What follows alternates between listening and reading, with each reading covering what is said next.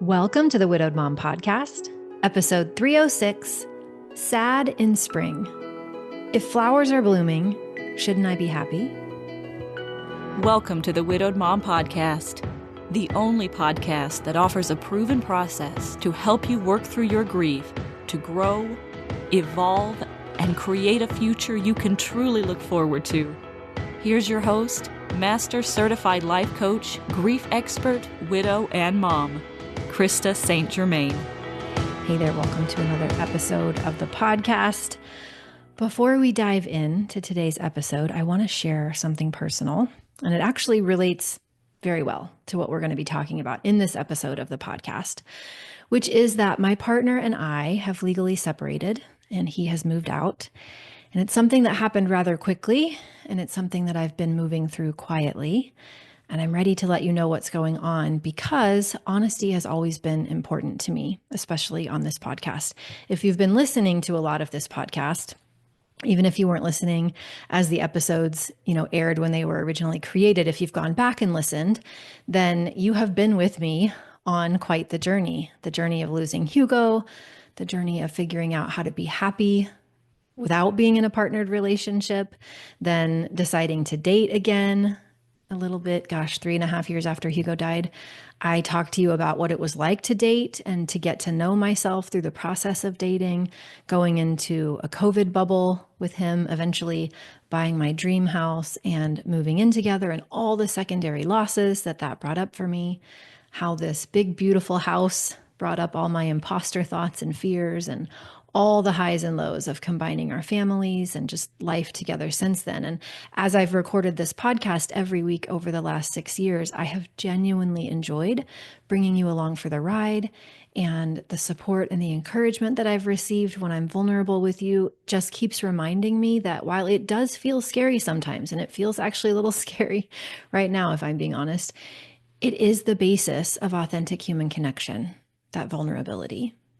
And so whether we ever work together or not, I really hope that that's what I can create here with this podcast, is a space for vulnerability and for honesty and for transparency. So while I won't be going into all the painful details of what's been going on, maybe someday if it feels right, but that's not today, I want you to know that it's happening.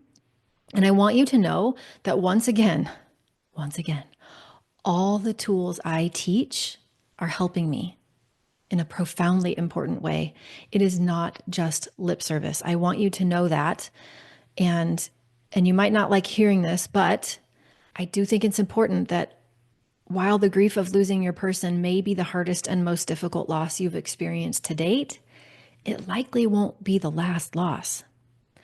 And learning to love life again doesn't mean that life will just go according to plan, right? It means that we learn to stop fighting the way that life unfolds, and that we learn to keep reconnecting with our values and what matters most to us. And we keep making choices accordingly, right? And that we keep living in this space where we release what we can't control and we exercise agency where we know that we have it. And we begin to recognize sovereignty, the sovereignty that we have as women, not just once, but over and over and over again. And it's like a muscle.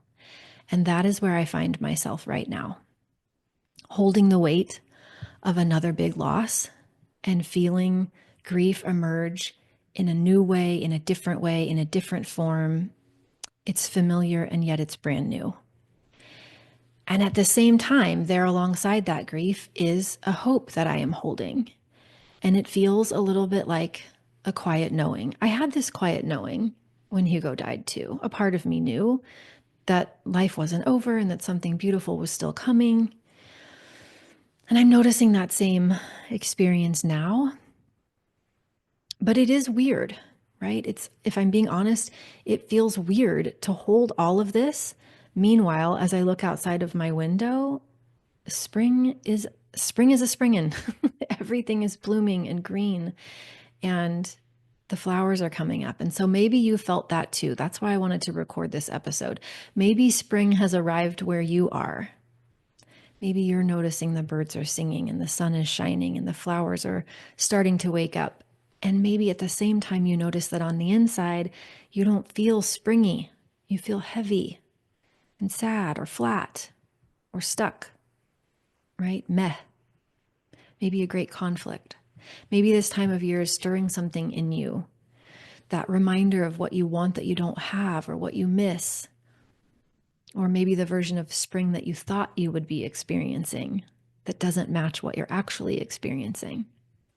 And I know so many of us, it's not just me, are continuing to walk with these multiple layers of grief and these multiple layers of change.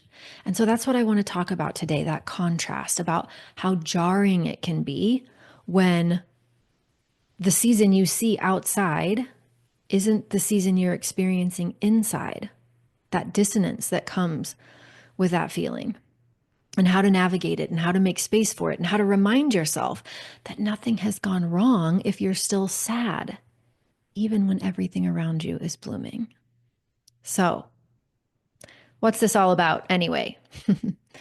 I think a lot of people assume that spring will just naturally lift our spirits. I have made that assumption before, that when the days get longer and the sun starts shining more, that for some reason we'll just feel better. And maybe sometimes that happens, but it doesn't always.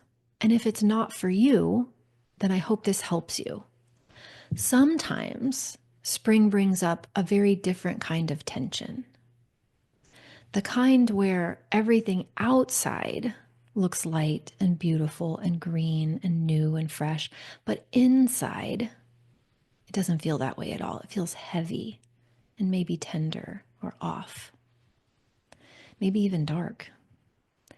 And when we notice that mismatch, our brain might jump in with a judgment like, why don't you feel better? Shouldn't you be doing better by now? It's spring. Everybody's, the winter is over. And so if that's coming up for you, again, I just want to say you're not doing it wrong. There's nothing wrong with you. Your emotional world doesn't need to match the season. It doesn't need to match anyone else's season either. So it's totally okay if spring doesn't feel like a fresh start. I think it's totally okay if it feels like grief, if it feels like change, if it feels like more reminders of what you've lost or what you're longing for. Sometimes that is the way of being human, especially a human in grief. And spring is just a season. We tend to treat it like some sort of a deadline. We got to feel better. And just because the birds are singing and the flowers are starting to bloom, we act like we have to do that too. Like there's this binary that we need to fall in line with. And I think it's nonsense. I can say that as someone who's kind of been doing it to herself and seeing the ridiculousness of that.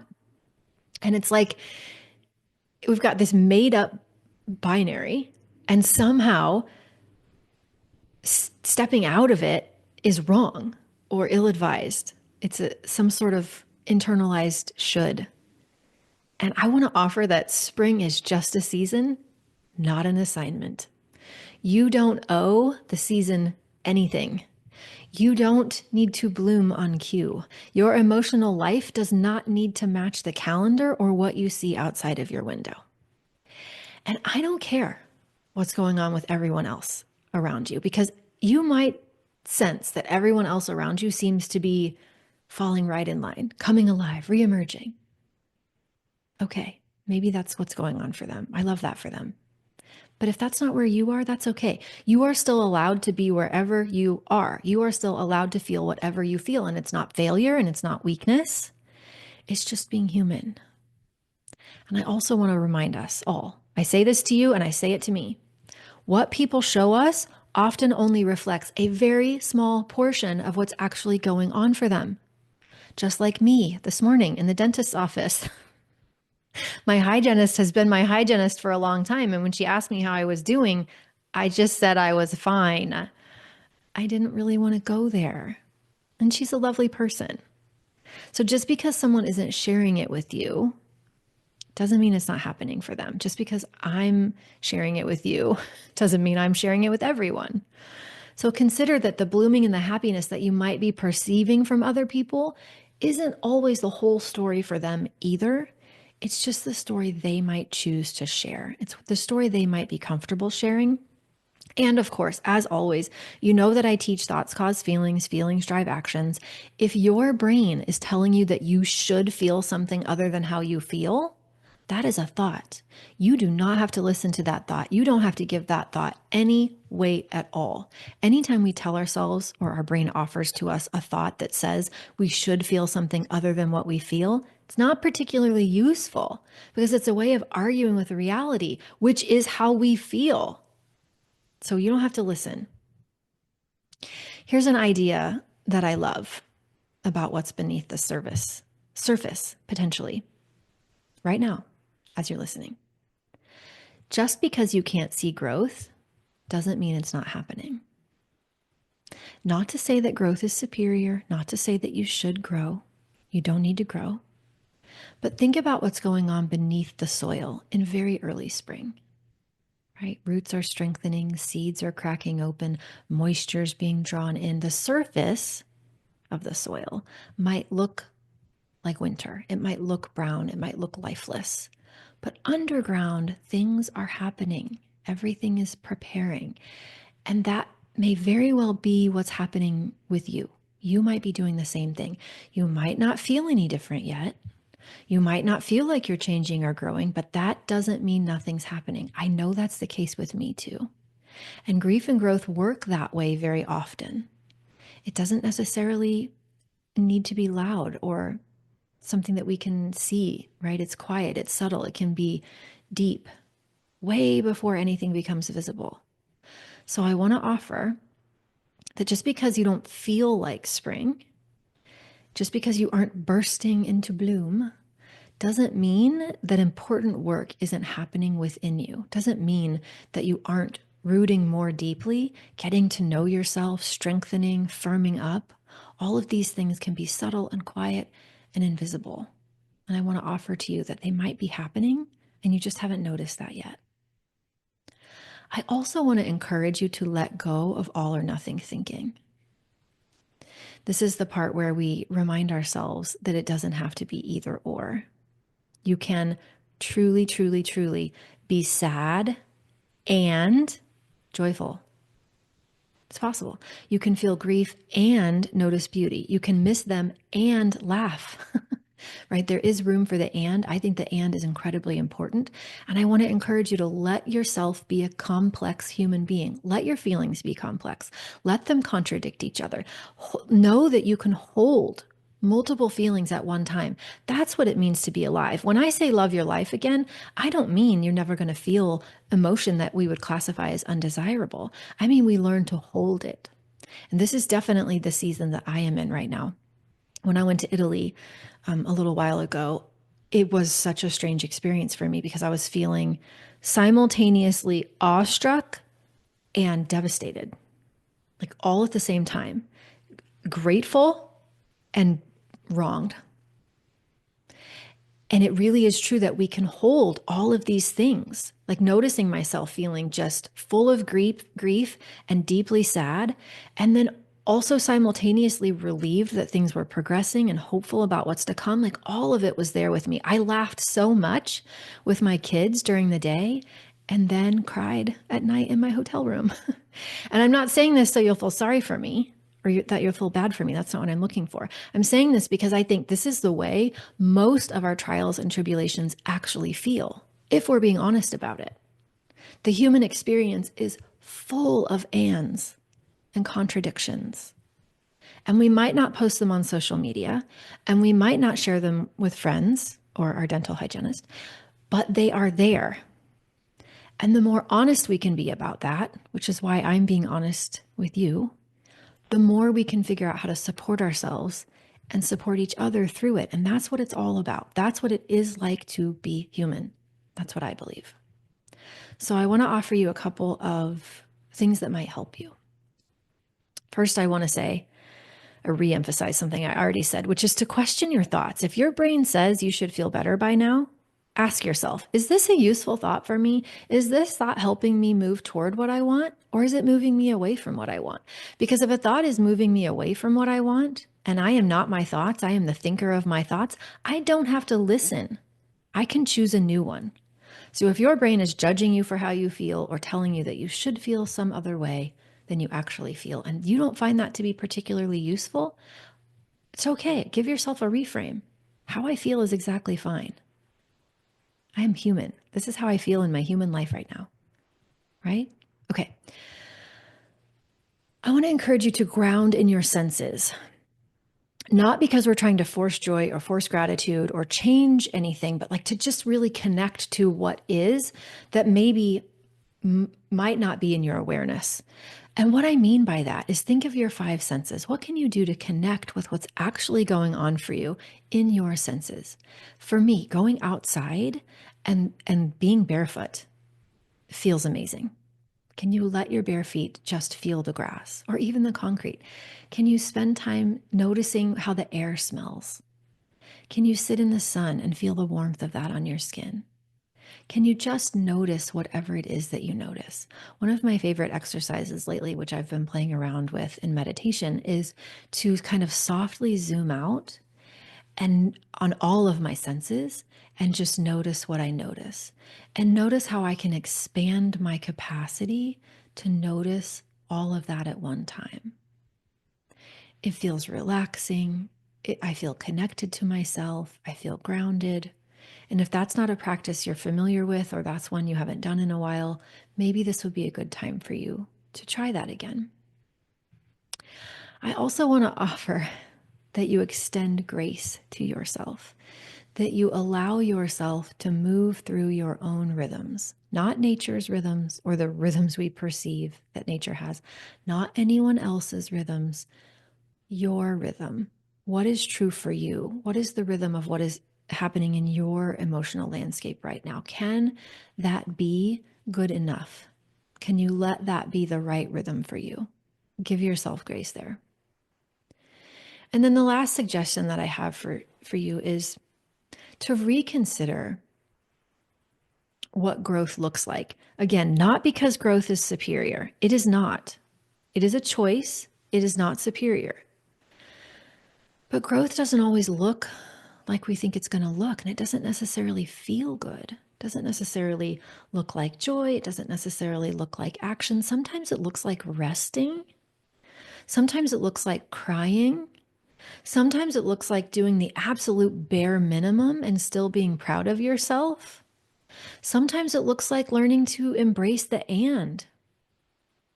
And for sure, it is about deciding that you will not make yourself wrong for how you feel. Feelings are never wrong. They just are.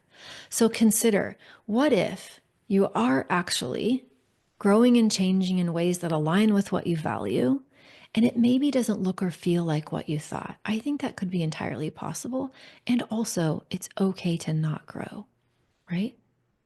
Okay, final thoughts. If you are looking around at the blooming trees and the smiling people, and you're thinking, I just don't feel that way. I should feel that way. What's wrong with me because I don't feel that way? Please don't make yourself feel bad about not feeling good. We don't need to pile it on ourselves. Spring might be showing up around you, but that doesn't mean that you need to bloom on its schedule. What if you trusted that something is still happening underneath the surface? What if sadness is part of what softens the soil for what's next? I want to promise you, you're not late, you're not off, you're not doing it wrong. There's nothing wrong with you. You are just being human, okay? And me too. So that's what I have for you this week. Remember, I love you. You've got this. Take care, and I'll see you next week. Bye-bye. If you like what you've been hearing on this podcast and want to create a future you can truly get excited about even after the loss of your spouse, I invite you to join my Mom Goes On coaching program. It's small group coaching just for widowed moms like you, where I'll help you figure out what's holding you back and give you the tools and support you need so you can move forward with confidence. Please don't settle for a new normal that's less than what you deserve. Go to coachingwithkrista.com and click Work With Me for details and next steps. I can't wait to meet you.